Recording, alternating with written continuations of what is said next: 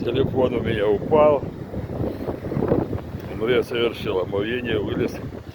Еще раз включил телефон. Еще раз полез в воду. И опять он упал. Вот. Но второй раз заходить тяжелее. Ой. Я и по 3 раза заходил. Ничего в этом страшного нет. Ну просто сильный ветер. И телефон, вот я тут его ставлю.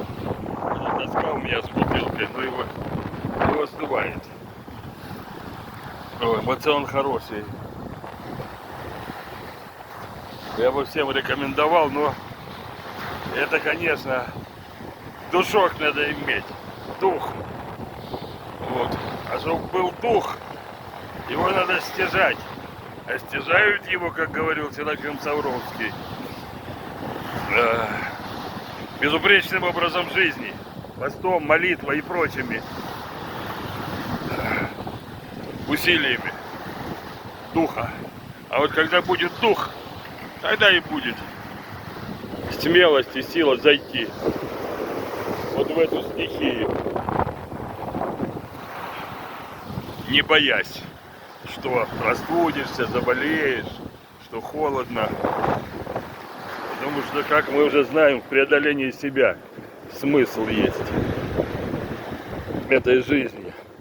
И набора опыта, но опыта никакого абы, а того, который послужит на пользу и самому себе, и людям. Ну, мне уж как тренеру-педагогу,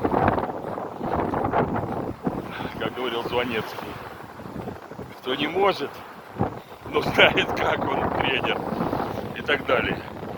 Я и могу, и знаю, и делаю. Как на Востоке говорят, что ты расскажешь, покажи, если что ты можешь. Полезу еще раз, 3-й раз в воду. Господь даст, телефон не упадет.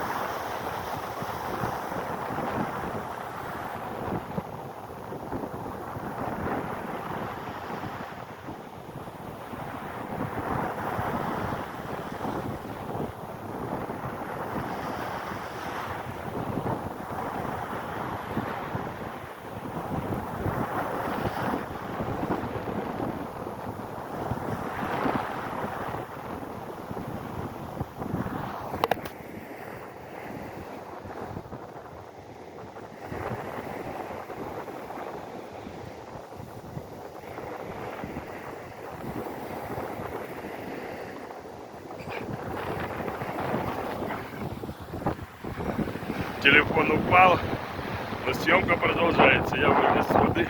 Ветер. Ну, без ветра и дурак искупается. Всем добра, здоровья, удачи.